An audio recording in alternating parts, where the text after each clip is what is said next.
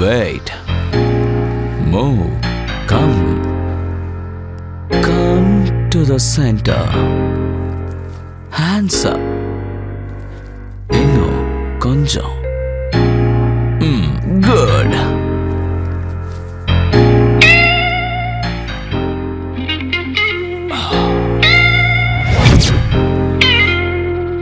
Beautiful. Turn that side. What a shape. Bend பண்ணு. Bend. Bend. Bend? Sir ஏன் bend பண்ணணும்?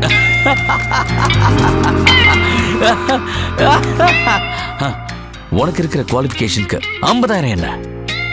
Other குவாலிஃபிகேஷனை use பண்ண 1,50,000 கிடைக்கிற மாதிரி நான் ரெடி பண்றேன். அதர் குவாலிஃபிகேஷன்ஸ்னா? அப்படின்னா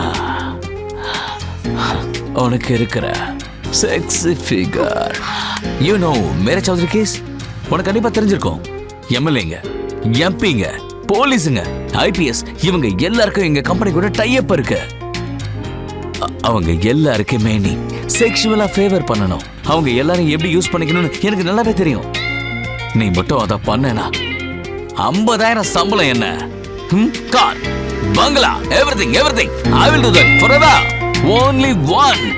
You cover that. மத்த எல்லாத்தையும் நான் பாத்துக்குவேன். ஹாய் சஞ்சிதா. பாத்தியா உன் மெஷர்மெண்ட்ஸ்லாம் மாறினாலும் எப்படி கரெக்டா கண்டுபிடிச்சேன்னு? ஆனா நீ மட்டும் மாறவே இல்ல. எதை சொல்ற? முட்டாளாவே இருக்க. ஆமா, கார்த்திக்னு ஒருத்தர் இருப்பானே, அவன் இங்க தான் படிக்கிறானா? அவன் மாஸ்டரோட பையன். இந்த காலேஜ்ல டாப்பே அவன் தான். கேம்ஸ்ல ஜிம்னாஸ்டிக்ல நான் தான் நம்பர் 1, அவன் நம்பர் 2. அதெல்லாம் சரிதான். இன்னைக்கு அவன் வரலையா? வந்தான், போயிட்டான். நம்பர் கொடுத்துட்டு போ, ஃபோன் பண்ண சொல்றேன். பாய் பாய் பாய். டேய் மச்சான், என்னடா அங்க பாரு யாருன்னு. ஹே கார்த்திக், எடுக்கவே மாட்டேங்கிறான். ஆமாண்டா, ஹாய். தெரியல.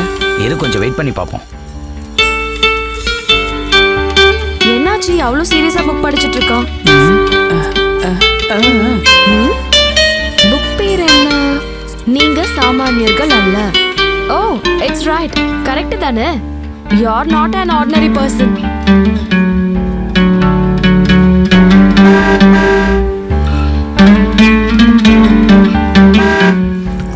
அண்ணா, சொல்லுங்க மேடம். டைம் ஆயிடுச்சு. பேக் பண்ணி வீட்டுக்கு அனுப்பிடுறேன் madam. Thank you. Welcome madam. Bye Karthik. Pickup பண்ண கார் வந்துருக்குடா. டேய் மச்சான், ஏற்கனவே ஹைட்னா நம்ம கலர்ஜி. இவ்ளோ ஹைட் ஏறி ஏன்டா இவன் டேங்க்ல உட்கார்ந்திருக்கான்? எப்பறா ஏறது? டேய், உன்னை நாங்க காம்பவுண்ட் ஃபுல்லா தேடி இருந்தோம். என்னடா பண்ற தனியா உட்கார்ந்துக்கிட்டு? டேய் என்னடாச்சு? மௌனம் வருதுமா உனக்கு? என்னடாச்சு? ராத்திரில இருந்து பாக்குறேன், தூங்கவே இல்ல. ஒருவேளை சின்ன வயசுல பார்த்த சந்தோஷமா மச்சான்? லவ்வாதுக்கு இவாது வாய் மூடுறா. கார்த்திக் என்னாச்சு? சின்ன வயசுல இருந்து என் கூடவே இருந்தவ அவளை ரொம்ப நாளுக்கு அப்புறம் போலீஸ் ஸ்டேஷன்ல தான் நான் பார்த்தேன். நேத்து பார்த்த மாதிரியே ஒரு கார் வந்துச்சு. என்கிட்ட பேசவே இல்லடா, கார்ல ஏறி போயிட்டா. அவ கால்கீழ ஆயிட்டாளோன்னு டவுட்டா இருக்குடா. டேய் வாய மூடுறா முட்டாள். அந்த பொண்ணை பார்த்தா அப்படி தெரியலடா. என்னடா இவன் இப்படி பேசுறான்? ஆளப்பாரு. டேய் கார்த்திக் வாடா. ஏய் எந்திரா, கிளம்பலாம் வா. ஏந்திரு மச்சான், வா. மா, கார்த்திக், உங்க அப்பா கொஞ்ச நேரத்துக்கு முன்னாடி நல்லா தான் இருந்தாரு. திடீர்னு மயக்கம் போட்டு விழுந்துட்டாரு.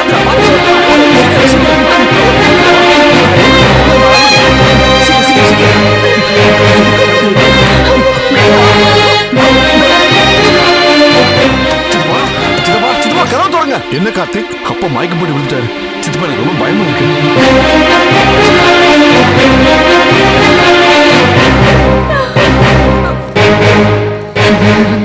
எனக்கு ஒண்ணும் இல்ல, நீங்க டென்ஷன் ஆக வேண்டாம். நீங்க பேசாம படுங்க, நான் எல்லாத்தையும் பாத்துக்கிறேன்.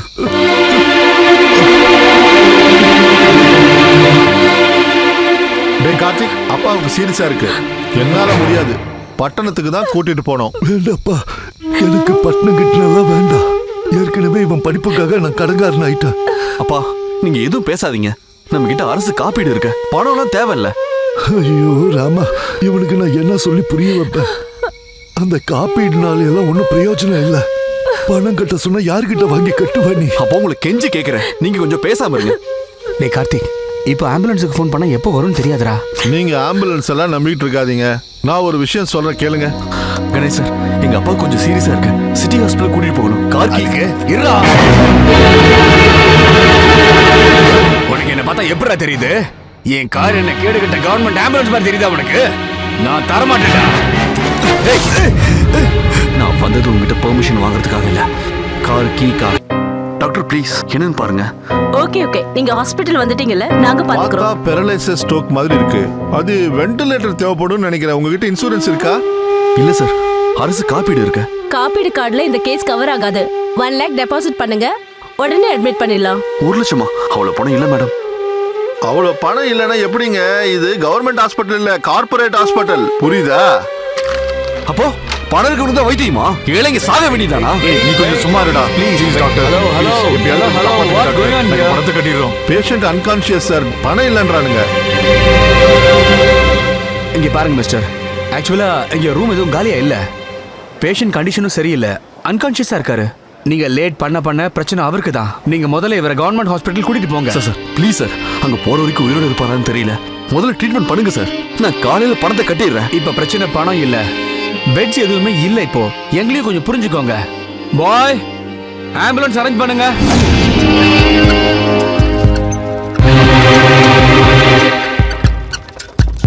அப்பா உங்களுக்கு ஒன்றும் ஆகாதுப்பா. Doctor doctor doctor doctor doctor கொஞ்சம் பாருங்க டாக்டர், சீக்கிரம் டாக்டர் இருக்கு.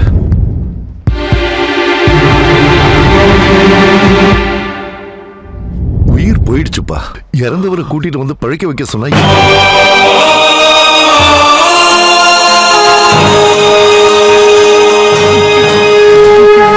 ஐ எம் so sorry.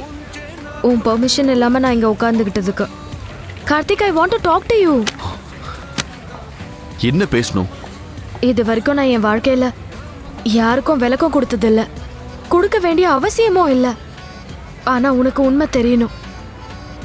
உங்க அப்பா இறந்தப்போ நீ உன்னோட ப்ராப்ளத்துல இருக்கும்போது நான் என்னோட ப்ராப்ளம்ஸை ஃபேஸ் பண்ண வேண்டியதாயிடுச்சு. அம்மா நல்லா இருமா. என்னமோ தெரியல, கொஞ்ச நாளா உன் ஞாபகமாவே இருந்தது. படிப்பு முடிஞ்சிருச்சா? வேலை ஏதாவது கிடைச்சதா? இது வரைக்கும் கிடைக்கலனா என்ன இப்பா? என்னாச்சு உனக்கு இப்படி மெலிஞ்சு போயிட்ட? அப்பா எங்க? அவரு அப்பா அப்பா அப்பா என்னப்பா பண்ணிட்டு இருக்கீங்க? ஏன்பா இப்படி ஒரு முடிவெடுத்தீங்க?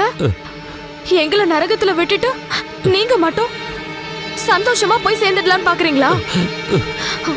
சரி, சாகிறதா இருந்தா 2 பேரும் சாகலாம். முதல்ல நான் குடிக்கிறேன், அப்புறமா நீங்க குடிங்க. வேண்டாமா, வேண்டாம். அப்பா அழாதீங்கப்பா. என்ன நடந்துச்சுன்னு சொல்லுங்க. என்ன ஆச்சுப்பா?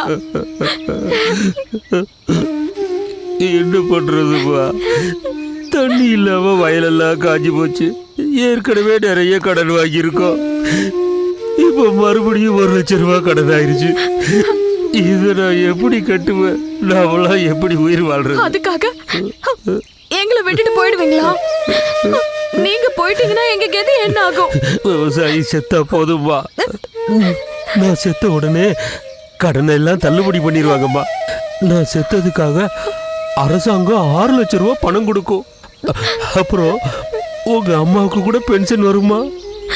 அரசாங்கம் மனசு வச்சா உனக்கு வேலை கூட கிடைக்குமா? அதோட ஊர்ல உள்ளவங்களும் உனக்கு உதவி செய்வாங்கம்மா.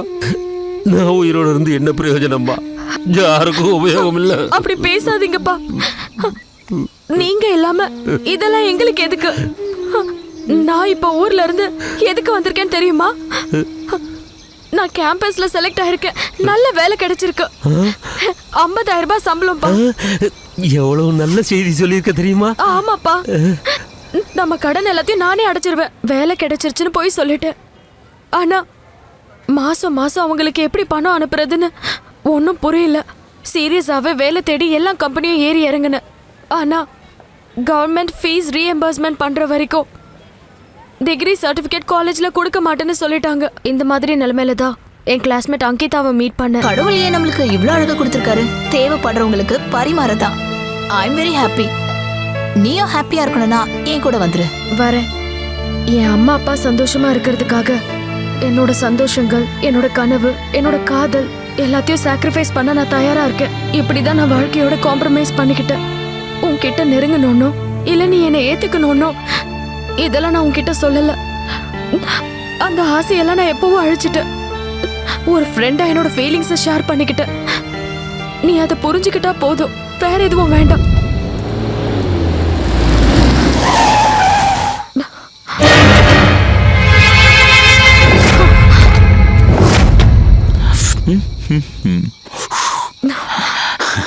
என்னடி கவரேஜ் ஏரியால இல்லைன்னு ஃபோன்ல சொன்னா உன்னை கண்டுபிடிக்க முடியாதுன்னு நினைச்சிட்டியா? உன் செல்போன் கம்பெனியும் நீயும் எங்க கவரேஜ் ஏரியாவை அண்டர் எஸ்டிமேட் பண்ணிட்டீங்கடி. வா வா வா வா. கமா. எங்க காலேஜோட கேம்பஸ்ல பிரைவேட் ஹாஸ்பிட்டலோட டை அப் பண்ணி ஒரு ஆபீஸ் அரேஞ்ச் பண்ணிருக்கோம். விக்கிறதுக்கு சொத்து இல்லாத ஜனங்க அவங்களோட கிட்னியை வித்து அதுல இருந்து வர பணத்தை எங்க காலேஜ்ல ஃபீஸ கட்டி அவங்க பசங்களை சந்தோஷமா படிக்க வைக்கலாம். டியர் பேரண்ட்ஸ், உங்க பசங்களை எந்த காலேஜில் சேர்க்கலாம்னு முடிவு பண்றதுக்கு முன்னாடி நான் சொல்றதையும் கேளுங்க. எங்க கார்ப்பரேட் காலேஜில் படிக்கிற பசங்க தான் என்ஜினியர் ஆகுறாங்க, டாக்டர் ஆகுறாங்கன்னு இவங்க எல்லாம் சொல்லிட்டு இருக்காங்க. அப்ப நம்ம ஊர் தெருவிளக்கில் படிச்ச சரிதா எப்படி போலீஸ் ஆபீசர் ஆனாங்க? நம்ம நாட்டுல சொந்த ஊர்ல கவர்மெண்ட் ஸ்கூல்ல படிச்ச எத்தனையோ பேரு இன்னைக்கு அமெரிக்கால பெரிய பெரிய வேலையில எப்படி சேர்ந்தாங்க? அப்துல் கலாம் அவர்கள் எந்த கார்ப்பரேட் காலேஜில் படிச்சு நம்ம நாட்டுக்கு பிரசிடென்ட் ஆனாரு? கார்ப்பரேட் காலேஜில் படிக்கிறதா சரினா 2 வருஷத்துல இப்படி பேர் வாங்கின காலேஜில் படிச்ச 25 ஸ்டூடெண்ட்ஸ் ஏன் சூசைட் அட்டம் பண்ணாங்க? இந்த கார்ப்பரேட் காலேஜ் எல்லாம் வருஷத்துக்கு லட்சக்கணக்கான என்ஜினியர்ஸ் இந்த நாட்டுக்கு உருவாக்கி தருது. ஆனா அவங்க எல்லாருக்கும் வேலை எங்க இருக்கு? அவங்கள பல பேர் திருட்டுத்தனம், சைபர் கிரைம்னு பண்ணிட்டு இருக்காங்க. அரசாங்கம் இதை பார்த்து ஏன் கண்ணை மூடிக்கிட்டு இருக்க? அந்த கேள்விக்கெல்லாம் பதில் உங்ககிட்டயும் இல்ல, அந்த கார்ப்பரேட் காலேஜ் கிட்டயும் இல்ல. உண்மையான கல்வினா என்னங்கறத மறந்து போய் உங்க பசங்களை மெஷின் மாதிரியும் உயிரோட இருக்கிற பொண மாதிரி இருக்கணும்னு ஆசைப்படுறீங்களா? உங்க பிள்ளைங்களை காப்பாத்திக்கோங்க, உங்க குடும்பத்தையும் காப்பாத்துங்க. ஒவ்வொரு ஊர்லயும் ஒரு நல்ல ஸ்கூலை கட்டணும்னு கவர்மெண்ட்டை டிமாண்ட் பண்ணுங்க. ஏரியாக்கு ஏரியா ஒரு நல்ல ஹாஸ்பிட்டல் இருக்கணும்னு டிமாண்ட் பண்ணுங்க. ஒவ்வொரு 50 கிலோமீட்டருக்கு ஒரு பெரிய அரசாங்க ஆஸ்பத்திரி வரணும்னு எல்லாரும் ஒண்ணு சேர்ந்து போராடுங்க.